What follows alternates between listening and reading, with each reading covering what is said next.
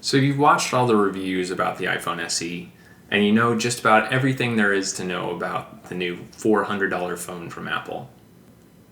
But do you? This is InnoIso, and this is 10 things that you might not know about the iPhone SE 2020. Before we get started, be sure to check out the website, and if you like this video, just throw a like on it or subscribe. Everyone knows that the price of the iPhone SE starts at $399, and you can find a great deal by doubling the storage for only $50 more. But in addition to the great price, you get one free year of Apple TV Plus, if that matters to you, and Apple is offering some good deals on trade-ins right now.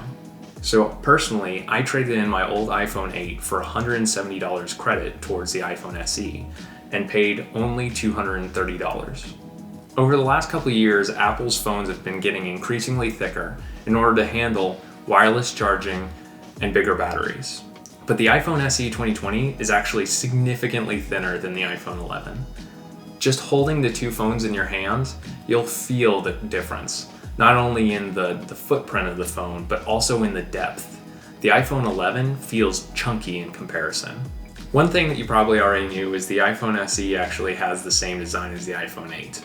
But it's so much so that you can actually use iPhone 8 cases on the iPhone SE.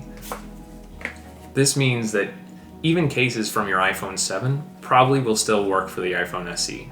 So before you go out and buy the latest $40 case from Apple, you should check out cases for the iPhone 7 and iPhone 8 online, and you should be able to get a good discount for them. The battery capacity of the iPhone SE is actually the same as the iPhone 8. Not surprising, but what might be surprising is it doesn't actually use the same battery as the iPhone 8. So if your iPhone SE's battery dies in the next couple of years, you can't replace it with an iPhone 8 battery. You have to find an iPhone SE specific battery.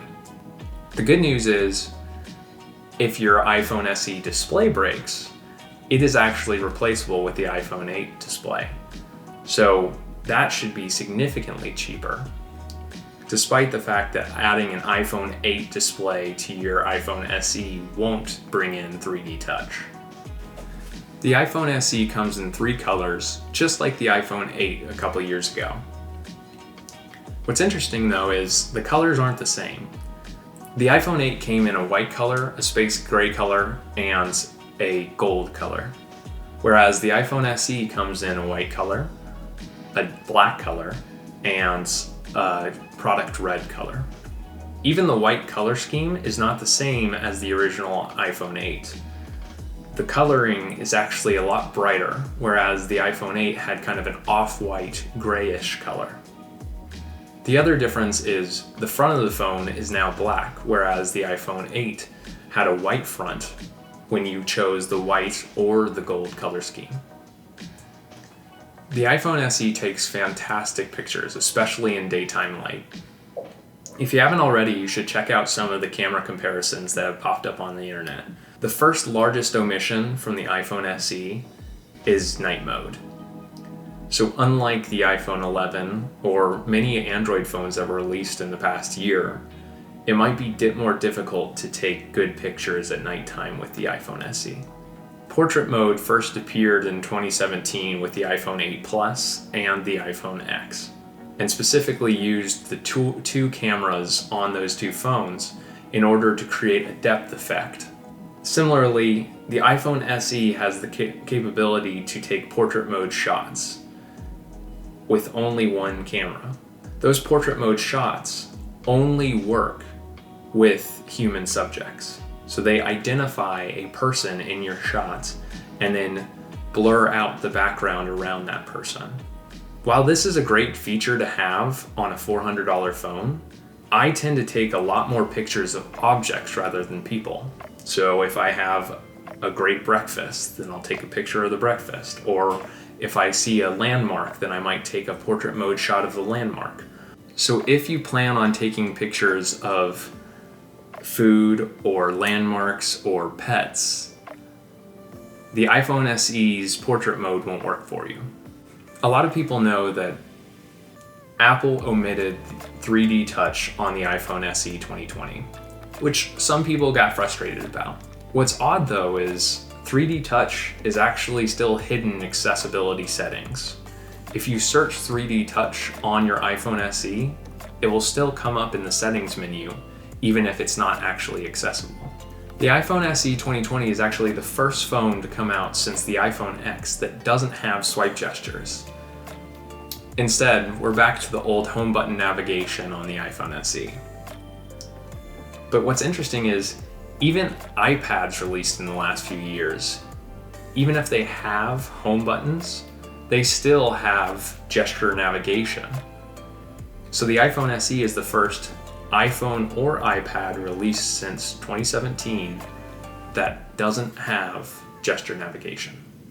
Because there's no gesture navigation and because there's no 3D Touch, there's no easy way to get back to your previous app while multitasking.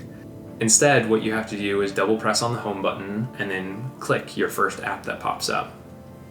By comparison, the iPhone 8 had the ability to swipe in from the left of the screen with 3D Touch to open your previous app. And the iPhone X or any other phone with gesture navigation gives you the option to swipe on the home bar in order to go to your previous app. Unlike newer iPhones like the iPhone 11 or even the iPhone XR from last year, you can't double tap the screen to wake the phone, which I found to be pretty inconvenient at times when I just want to see if I have any notifications, and unfortunately I have to either raise the phone to wake it or press the lock button. The iPhone SE is the first iPhone of this size to feature dual SIM compatibility, but there aren't actually two SIM slots. There's one SIM slot and an eSIM, so if your carrier supports eSIM, you can activate eSIM with your carrier and then add another SIM card from another carrier to have dual SIMs. Unfortunately, not a lot of carriers support eSIM now, but in the future this might come in use. All in, the iPhone SE is an incredible phone for $399, and while I might not use it a lot myself, I could recommend it to some friends and family. Thank you for watching InnoIso. This was a couple things that you might not know about the iPhone SE. Our review will be up soon, so be sure to subscribe and check out our Twitter page for more. Thanks for watching, and be sure to check out the next one.